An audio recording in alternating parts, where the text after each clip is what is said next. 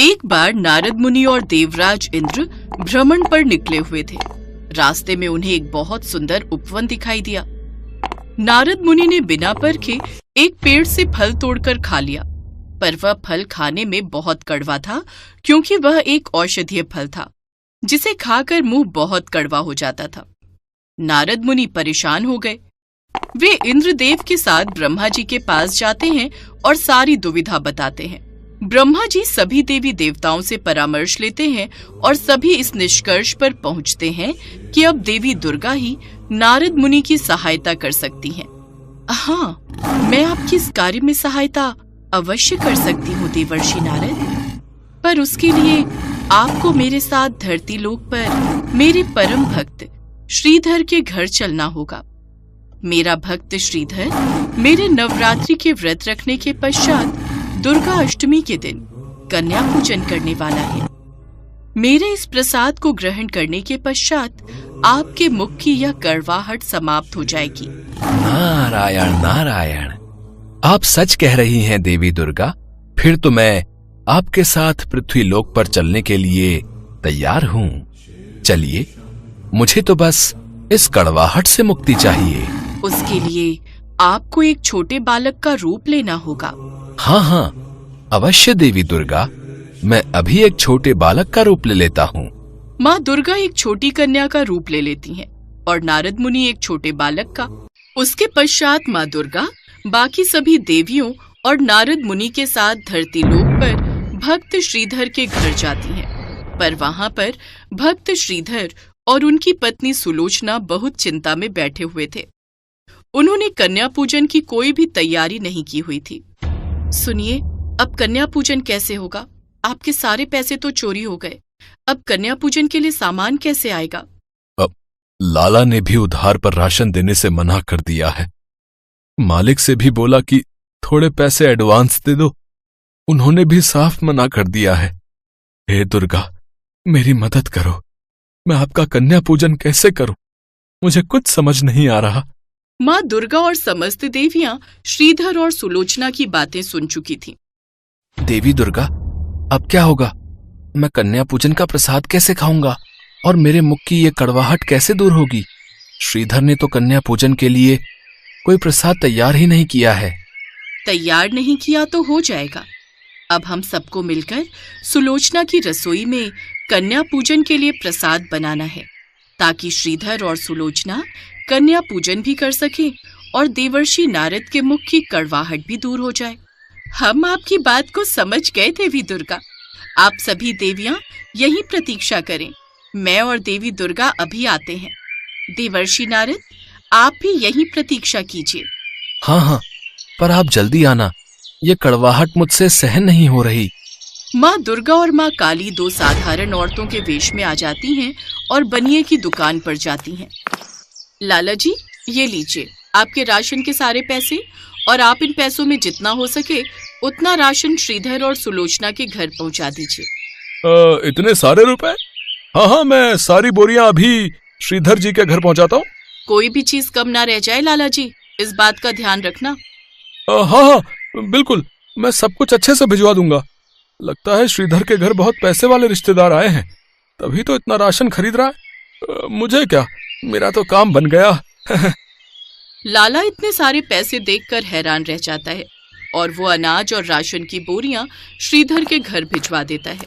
श्रीधर जी, ये लाला जी ने राशन भिजवाया है। वो बोल रहे हैं कि आपको कन्या पूजन की तैयारी करनी है और अगर कुछ सामान रह जाए तो वो और भी भिजवा देंगे। लगता है लाला जी ने उधार पर राशन भेज दिया है। सुलोचना, जल्दी से कन्या पूजन की तैयारी करते हैं। माँ दुर्गा ने हमारी सुन ली। हाँ, सच में लाला ने हमारी मजबूरी को समझ लिया। ये सब माँ दुर्गा की कृपा है। चलो, अब मैं जल्दी से प्रसाद बनाने की तैयारी करती हूँ। माँ दुर्गा ने लीला रची और वो सभी कन्याएं और देवर्षि नारद छोटे छोटे बच्चों के रूप में घर के भीतर आ गए। आंटी जी, हम भी आपकी मदद करें? अरे, लगता है छोटी छोटी देवियां कन्या पूजन के लिए आई हैं। नहीं बच्चों, मैं बना लूंगी। तुम वहां आंगन में आराम से बैठो और खेलो, तब तक मैं प्रसाद बना लेती हूँ। आंटी जी, अगर हम सब मिलकर आपका साथ देंगे तो प्रसाद जल्दी बन जाएगा हो सकता है और भी बच्चे पूजन के लिए आ जाएं। सुलोचना, छोटे छोटे बच्चे हैं, कोई बात नहीं, इनका हाथ लगवा दो, खुश हो जाएंगे। अच्छा ठीक है, आओ मेरे साथ रसोई में चलो। फिर क्या था, माँ दुर्गा ने सभी देवियों और देवर्षि नारद को इशारा किया और सब काम पर लग गए। जल्दी जल्दी माँ दुर्गा के पूजन का प्रसाद बनना शुरू हो गया और जब माँ दुर्गा स्वयं रसोई संभाले तो प्रसाद तो जल्दी बनना ही था। सुलोचना को पता ही नहीं चला कि कब माँ दुर्गा समेत सभी देवियों और नारद मुनि ने प्रसाद बनाकर तैयार भी करवा लिया। सुलोचना हैरान थी। फिर उसके पश्चात श्रीधर और सुलोचना ने सब बच्चों को आंगन में बिठाया और पूरे विधि विधान के साथ पूजन प्रारंभ किया। देवर्षि नारद तो कब से इंतजार में थे कि उन्हें प्रसाद खाने को मिले और उनके मुंह की कड़वाहट ठीक हो। वो झट से खीर पर झपट पड़े। ये देखकर माँ दुर्गा समेत सारी देवियां जोर से हंसने लगी। पर नारद मुनि हैरान थे कि जैसे ही उन्होंने कन्या पूजन का प्रसाद खाया, उनके मुख की सारी कड़वाहट दूर हो गई। उस औषधि का असर खत्म हो गया। नारद मुनि की जान में जान आई। उसके पश्चात 9 देवियां श्रीधर और सुलोचना को आशीर्वाद देकर वहां से प्रस्थान कर जा। श्रीधर जब लाला की दुकान पर पैसे पूछने पहुंचता है तो लाला उसे बताता है कि पैसे तो उसे मिल चुके हैं। ये सब देखकर श्रीधर और सुलोचना हैरान रह जाते हैं। श्रीधर और सुलोचना अब तक समझ चुके थे कि ये सब चमत्कार माँ दुर्गा का ही किया हुआ है, क्योंकि जब सुलोचना रसोई में जाती है तो वो देखती है कि उसकी रसोई में 9 देवियों के चरण छपे हुए हैं और उसके घर के बर्तन सोने चांदी के सिक्कों से भरे हुए हैं। श्रीधर और सुलोचना की आंखों में खुशी के आंसू आ जाते हैं। वे माँ दुर्गा को धन्यवाद कहते हैं। प्रसाद को खाकर नारद मुनि भी समस्या से बाहर निकल आए और माँ दुर्गा का गुणगान करने लगे। और इधर माँ दुर्गा के आशीर्वाद से श्रीधर और सुलोचना के जीवन में भी खुशियां आ गई। ऐसी ही है माँ दुर्गा की शक्ति जो अपार है। अनुराधा के पति का अचानक एक बीमारी से देहांत हो गया। 5 बेटियों की जिम्मेदारी अनुराधा पर आ गई। देख अनुराधा, अब हम तेरा और तेरी बेटियों का बोझ अब और नहीं उठा सकते। इन्हें ले और यहाँ से निकल जा। पर भाभी, मैं इन 5 को लेकर कहाँ जाऊंगी? मेरा कोई ठिकाना नहीं। माँ बापू भी गांव में चल बसे। इस घर से मेरी यादें जुड़ी हुई हैं। मैं इस घर में बहू बनकर आई थी। विनोद के जाने के बाद आप इतना क्यों बदल गई? बदलना पड़ा। हमारा दिमाग खराब नहीं है जो अपने पैरों पर खुद ही कुल्हाड़ी मार ले। अरे आने वाले समय में तेरी ये 5 बेटियां बड़ी होंगी तो तू तो इनकी शादी की जिम्मेदारी हमारे मत्थे मढ़ देगी। चल निकल यहाँ से। रहम करो भाभी, इतनी रात में मैं अपनी बच्चियों को लेकर कहाँ जाऊंगी? ये ऐसे नहीं मानेगी। तू आगे से हट, इसे मैं धक्का देता हूँ। अनुराधा के जेठ जेठानी बड़ी क्रूरता से उसे उसकी बेटियों के साथ सड़क पर धक्का दे देते हैं। अब मैं इतनी रात में इन 5 को लेकर कहाँ जाऊं? मेरी मदद करो प्रभु। अनुराधा अपनी 5 बेटियों का हाथ थामे रात के अंधेरे में सड़क पर चल रही थी। मम्मी, बहुत डर लग रहा है। अंधेरे में कुछ भी दिखाई नहीं दे रहा। चिंता मत करो, मैं तुम्हारे साथ हूँ ना, डरो नहीं। मम्मी, अब हम कहाँ जाएंगे? ताऊजी ताईजी ने तो घर से निकाल दिया। मम्मी, बहुत प्यास लगी है, पानी पीना है। पूजा, तू इन 4 का ध्यान रख, हाथ पकड़ के रखना। मैं सामने नल से पानी भरकर लाती हूँ। अनुराधा अपनी बेटियों को सड़क के किनारे बिठाकर पानी लेने चली जाती है। तभी एक गुंडा अनुराधा के पास आता है और उसका हाथ पकड़ लेता है। क्या बात है, प्यास लगी है क्या? कहो तो हम बुझा दें। मेरा हाथ छोड़ो, मुझे छोड़ दो। ओए, जब वो कह रही है तो छोड़ क्यों नहीं देता? अबे तू इसका कौन है, जो बीच में टांग अड़ाने आ गया? मैं कोई भी हूँ, तुझे इससे क्या? लगता है तू ऐसे नहीं मानेगा। वो आदमी गुंडे को मारपीट कर वहां से भगा देता है। शुक्रिया भैया, आज आपने मेरी मदद की। इसमें शुक्रिया की कोई बात नहीं, ये तो मेरा फर्ज था बहन। अनुराधा अपनी बेटियों को लेकर जाने लगती है। तभी बहन, इतनी रात में तुम अकेली कहाँ जाओगी? यहीं पास में ही मेरी मौसी का घर है, रात वहां रुक जाना। बच्चियों के साथ अकेले रात में रहना खतरे से खाली नहीं। मम्मी, हम सबको भूख लगी है। चलो आओ, मौसी के घर चलते हैं, वहां सब पेट भर कर खाना। शुक्रिया भैया। वो आदमी अनुराधा और उसकी बेटियों को अपनी मौसी के घर ले जाता है। अरे आओ आओ बेटी, कितनी प्यारी और मासूम बच्चियां हैं। तुम्हारी कहानी सुनकर सचमुच मेरा भी दिल भर आया। कैसे निर्दयी लोगों की दुनिया बनती जा रही है। बेटी, तुम चिंता मत करो, तुम आराम से यहाँ जितने दिन चाहे रह सकती हो। मौसी जरा इधर आना, मैं कह रहा था बच्चियों को भूख। मौसी और वो आदमी बातें करने लगते हैं। कुछ देर बाद, माँ पानी पीना है, तुम यहीं पलंग पर बैठो, मैं लेकर आती हूँ। देखो मुन्नी भाई, बड़ी मुश्किल से ये चिड़िया और उसके चूजे हाथ में आए हैं। तुम्हारे तो दोनों हाथों में चांदी है, तुम अपनी दुकान आराम से चला सकती हो।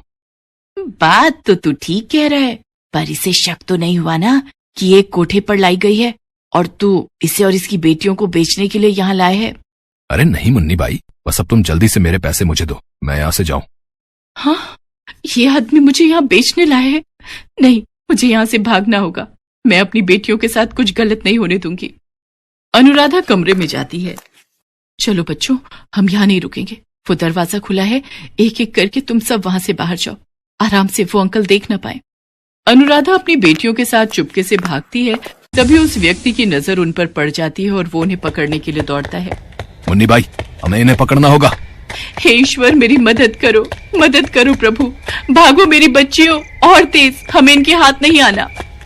तभी अनुराधा देखती है सामने हनुमान मंदिर है और वहां घंटियों की आवाज आ रही है। चलो बच्चों, जल्दी से हनुमान मंदिर में चलते हैं, वहां हमें कोई कुछ नहीं कहेगा। अब हम लोग इन्हें नहीं पकड़ सकते, ये हनुमान मंदिर में चली गई है। किसी ने हमें वहां देख लिया तो पुजारी और सब लोग हमें पुलिस को पकड़वा देंगे।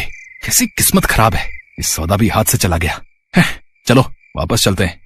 हे बजरंगबली, आज आपने मेरी और मेरी बेटियों की जान बचाई, आप धन्य है प्रभु। बजरंग बली तो शरण में आए हर भक्त की मदद करते हैं, यहाँ तुम्हें डरने की कोई जरूरत नहीं है। पर बेटी, तुम इतनी घबराई हुई क्यों हो? अनुराधा पुजारी जी को अपनी सारी दुख भरी कहानी बताती है। बेटी, तुम चाहो तो इसी हनुमान मंदिर में रहकर प्रभु की सेवा करो, यहाँ तुम्हें किसी प्रकार का कोई डर नहीं। पुजारी जी की बात सुनकर अनुराधा को थोड़ी तसल्ली होती है। उस दिन से अनुराधा अपनी 5 बेटियों के साथ हनुमान मंदिर में ही रहने लगी। अनुराधा और उसकी 5 बेटियां हनुमान मंदिर की सेवा करती थी। वहां की साफ सफाई, देखभाल, ये सब अनुराधा ही संभालती थी। एक दिन अनुराधा ने पुजारी जी से कहा, पुजारी जी, मैं सोच रही थी मंदिर के बाहर ही फूल माला और पूजा की सामग्री बेचने का काम करके थोड़े पैसे कमा लूंगी, ताकि अपनी बेटियों को स्कूल में पढ़ा लिखा कर उनकी शादी कर सकूं। ये तो बहुत उत्तम विचार है अनुराधा बेटी, मैं कल ही फूल वाले और पूजा सामग्री वाले की दुकान पर तुम्हें ले चलूंगा। वो तुम्हें उधार पर फूल माला और सामग्री दे देंगे। जो भी कमाई होगी उसमें से तुम उनके पैसे चुकाकर बाकी की कमाई अपने पास रख लेना। ऐसे ही धीरे धीरे तुम्हारा काम शुरू हो जाएगा। पुजारी जी अनुराधा को फूल माला और पूजा की सामग्री दिलवा देते हैं।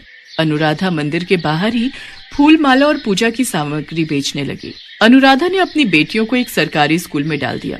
अब उसकी बेटियां पढ़ने जाने लगी थीं। अनुराधा को हनुमान मंदिर में रहते हुए 15 साल बीत गए। अनुराधा की मंदिर के बाहर ही फूल माला और पूजा सामग्री की 2 बड़ी दुकानें थीं। मंदिर के पुजारी जी का निधन हो चुका था। अपने जाने से पहले पुजारी जी मंदिर का सारा कार्यभार अनुराधा को सौंप गए थे। अब मंदिर का सारा कार्यभार अनुराधा ही संभालती थी। अनुराधा की 5 बेटियां बड़ी हो चुकी थीं। अनुराधा को शहर में बहुत से लोग जानते थे और उसके अच्छे व्यवहार से सभी परिचित थे। अनुराधा को अपनी 5 बेटियों की शादी के लिए कोई परेशानी नहीं हुई। हनुमान जी के आशीर्वाद से अनुराधा की 5 बेटियां आज अपने ससुराल में सुखी थीं।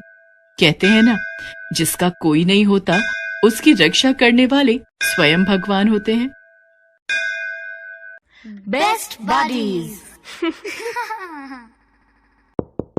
Hello friends, thanks for watching this video. अगर आपको ये वीडियो पसंद आया है तो प्लीज लाइक, सब्सक्राइब, कमेंट्स करें इस वीडियो पर, और हाँ, शेयर करना भी ना भूलें। और भी मजेदार वीडियो देखने के लिए नीचे दिए गए बेल आइकॉन को दबाएं। देखते रहिए बेस्ट बडीज।